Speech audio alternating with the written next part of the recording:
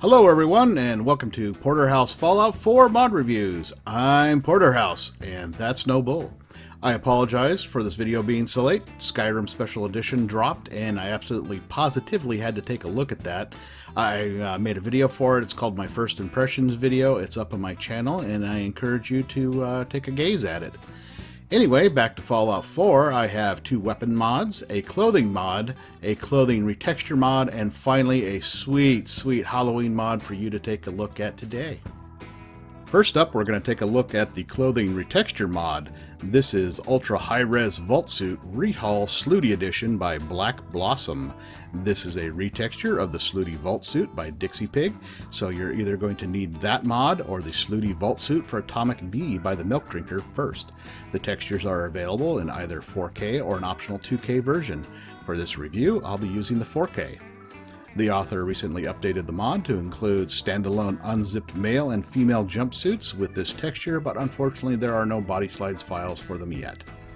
Once I uploaded this mod into my game, I was happy to see that the reality lived up to the expectations and maybe even exceeded it a little bit. BlackBlossom really knows how to create a perfect texture. The level of detail is absolutely amazing. The material of the jumpsuit looks as if you could run your fingers over it and feel every crease. The elbow and knee pads looked scratched and worn as you would expect from rough use, and even the stitching, buckles, and zippers looked damn near photorealistic. If I were asked what part of this retexture I like the most, it would be hard to pick, and likely a toss-up between the stitched-on vault number with the Vault-Tec logo above it on the back and the boots. I really did like the boots. The mod author displays a talent for texture that is going to be tough to beat. Now, the funny thing about this mod was that for some reason Dixie Pig's meshes made my girl's booty look big, which I'm actually okay with. I like big butts, which brings me to a riddle for you all. Why does my liking big butts make me a trustworthy person? Post your answer in the comments below. Next up, we have Rylee's Wasteland Tycoon outfits by MunkySpunk. This clothing mod adds 4 mashup outfits to your game, each with a unique signature look. You get Hard Sell, Lucky Scrounger, Road Merchant, and Night Scaver. The outfits are available in CBBE Bodyslide and Atomic Beauty. In Bodyslide, you can use the zaps to remove various parts of the clothing to suit your taste. According to the author, he was inspired by the disappearance of the trader Rylee, and thus these outfits were born. All of the attire comes with a variety of accessories, including scarves, sashes, bags, belts, holsters, and grenades, which is probably the most important adornment that a lady can have in a post-apocalypse setting. Of the 3, I probably like the Night Scaver the most, followed by the Road Merchant, mostly because of the boots. MunkySpunk has done a great job to make each outfit stand out on its own, and each has its own effect when worn.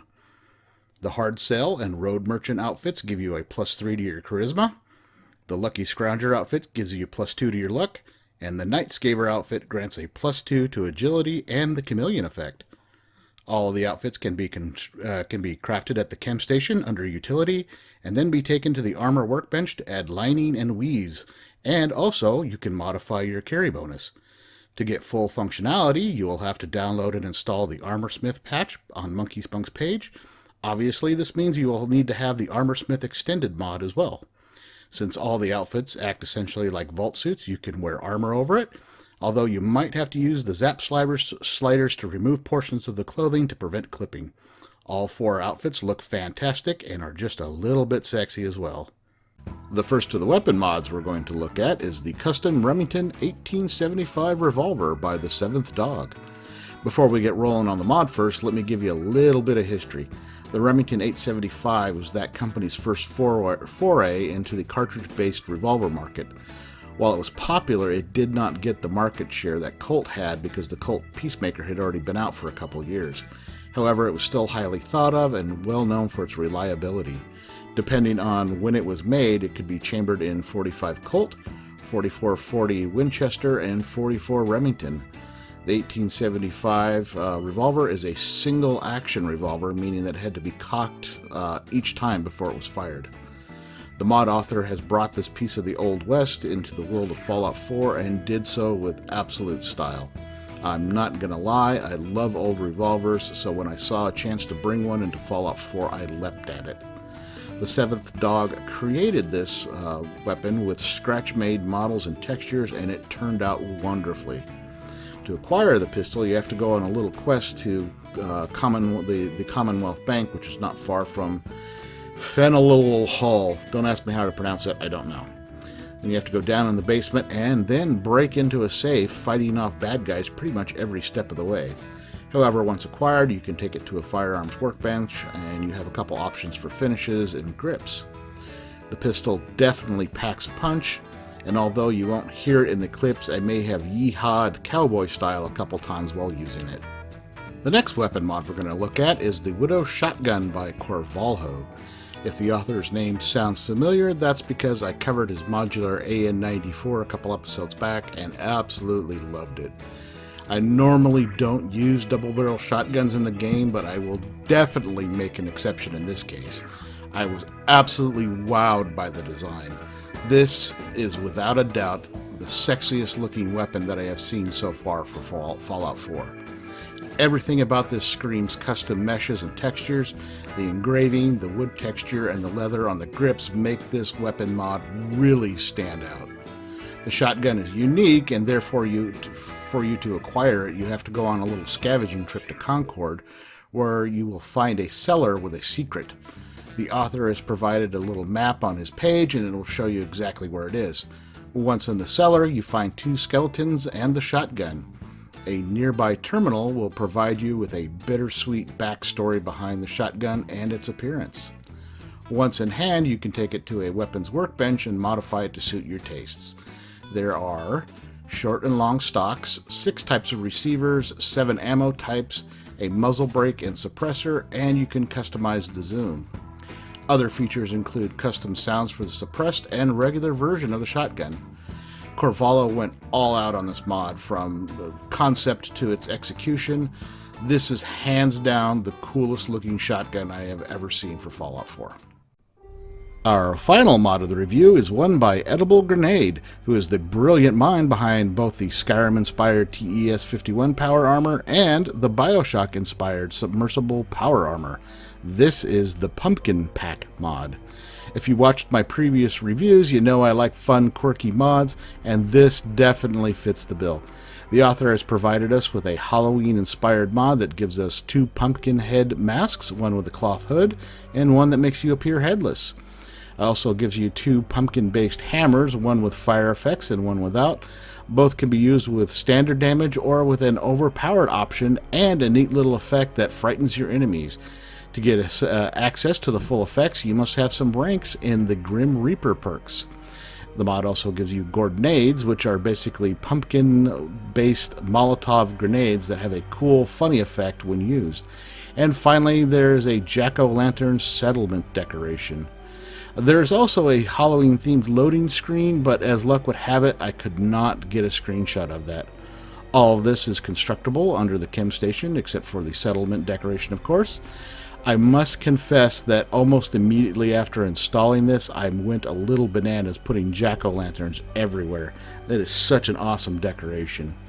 Edible Grenade obviously had some fun making this mod, and it shows both in its presentation and in its game use. Now we come to the portion of the review where I will show you the mods in use, and afterwards I will give you my thoughts and critiques, if any. Please sit back, relax, and enjoy the clips. We'll be back in a bit.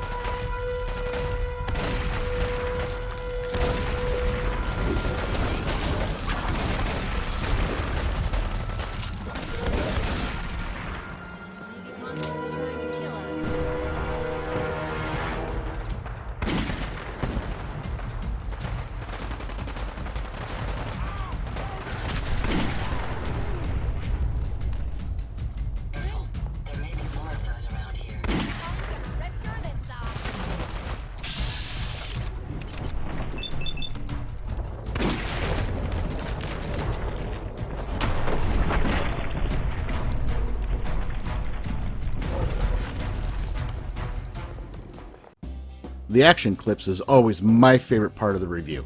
I get to have some fun, and you guys get to see the mods in action.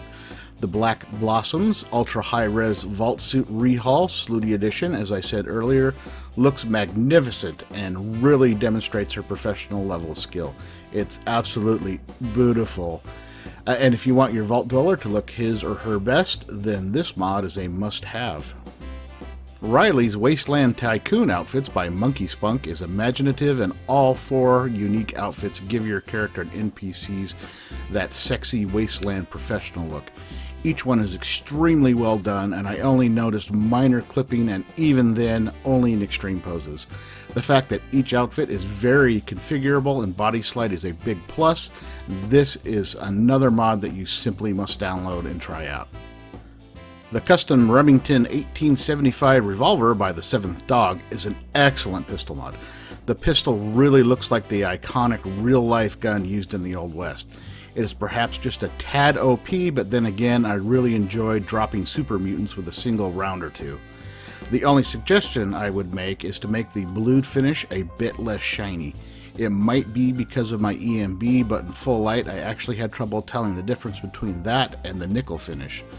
The fact that it is an old-school Western single-action revolver built from scratch makes it well worth downloading and using. Corvalho's Widow Shotgun is the sweetest shotgun mod that I have seen in a long time. I really don't anticipate anyone topping this soon unless it's Corvalho himself that does it. The engravings are absolutely gorgeous, and the wood finish and leather grip look photorealistic. In a fight, the Widow Shotgun proved to be more than effective, especially with the specialty ammo mods installed. There is something satisfying about sending a super mutant to hell in bloody flaming rags. If you like shotguns and if you like gorgeous eye candy guns, then this mod is tailor-made for you. Finally, we looked at Edible Grenade's absolutely fun pumpkin pack. I got the biggest kick out of this mod just by running around the Commonwealth wastes in a pumpkin mask, bashing things with a flaming pumpkin hammer. The grenades were a freaking hoot to use.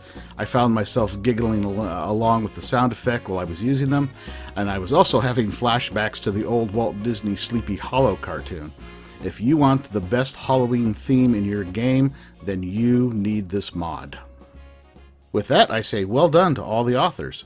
If you download and enjoy these mods as much as I have, then please remember to endorse them and vote up your favorite for File of the Month. Cash donations to the mod authors go a long way to showing your appreciation for their really hard work. Once again, I'm Porterhouse, and if you enjoyed my review, please hit that like button and subscribe if you have not already done so. I will see you all in the next mod review.